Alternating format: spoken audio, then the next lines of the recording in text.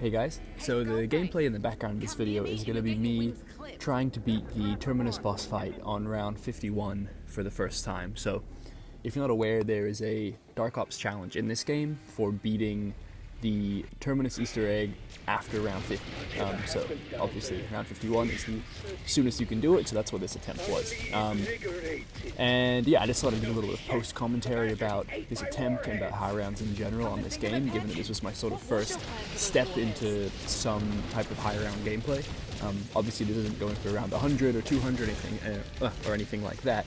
It's just round 50, which is, I still think decently high. You get a good taste of how the high rounds will sort of go from this point onwards.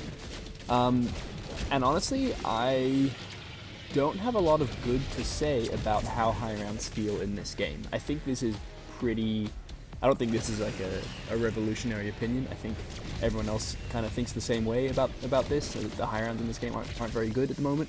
And they just differ pretty heavily from how high rounds have been handled in previous games. So I remember like back in Black Ops 3, even Black Ops 4, like high rounds were, Black Ops 4 maybe not so much. Black Ops 4 was a lot of reliance on like specialist weapons and things like that, but Black Ops 3 at least definitely. The bullet guns and with the ammo mods you could get in that game was pretty much all you needed in most maps to be able to do high rounds. Now, you could be assisted by the wonder weapons, in Shadows of Evil with a combination of the Apothecary Servant and like fireworks or something on a couple of your guns. You're gonna be fine. Like, that's all you really need to go through the high rounds. That's because the ammo mods are effective, the bullet guns are effective, and of course the wonder weapons for the most part in that game were obviously also very effective. I cannot say the same thing for this game, or at least this map. I'm not too sure what the standard is for high rounds on Liberty Falls at the moment, but for Terminus, I have to say it's not great. The reason being, after you hit about round 40, you just start getting spammed with super sprinter zombies, amalgams, and oh my god, manglers. The mangler spam in this game from round 40 onwards is ridiculous. I mean, I'm getting like 6 probably manglers like per round.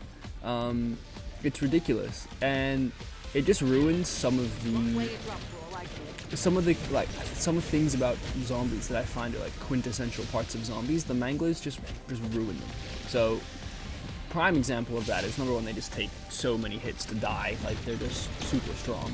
So that's annoying. They're much stronger than the regular zombies. But the other thing is that mangler cannon that they have. So they're doing projectile damage to you as you're running around, which is strange for a zombies game where normally the majority of the damage you're going to take is because the zombies are hitting you. That's not happening here. The manglers can shoot you from far away, and it is really annoying because you feel like you're far away from the zombies, you're running away, you're in a safe place, and you're just getting blasted with 6 mangler cannon shots. So that much is quite frustrating. Secondly, you're also just completely unable to train zombies because of that mangler cannon as well. Because the mangler cannon will knock regular zombies down, and so they get thrown down onto the floor, then they slowly crawl themselves back up. The problem with that though is that they just will stop in the middle of where your train is. Oh yeah, I went down there, that was unfortunate. But yeah, so you'll be trading zombies around, and you'll sort of run around, a bunch of them in the back of your train will get shot with a mangler cannon, and then they've just completely interrupted your train. So when you loop back around to wherever your training route is, I was training in front of the ether cannon on this map, and yeah, they just completely ruin your ability to train because they're all just getting in your way. Now, that is sort of annoying, but it's not too bad. Like, it does just make training more difficult, and you sort of have to be, I guess, better at training in order to do that effectively with manglers running around. So that much is fine, but just the absolute health that they have, getting shot with the cannons all the time, and there just not really being many viable ways to take them out. Even the Beam Smasher wonder weapon is not very good past round 35. Like, it really heavily drops off, and the slowing down feature on it is pretty good, but the actual laser on it just starts to be not very good. I was finding, I don't know, I was really struggling to make it effective. Now, obviously I did end up getting to round 50, it wasn't easy. There were some stages where I found it very difficult, but yeah, getting through those round 40s, those early 40s, was really difficult. So what I decided to do was change up my strategy at about round 43, 44, and I started using the mutant injection strategy. So you buy a mutant injection at the beginning of the round, you let all the zombies sort of horde up. Once you get lots of them spawned in, you activate the mutant injection, and then just use the melee on that to get through the rest of the round.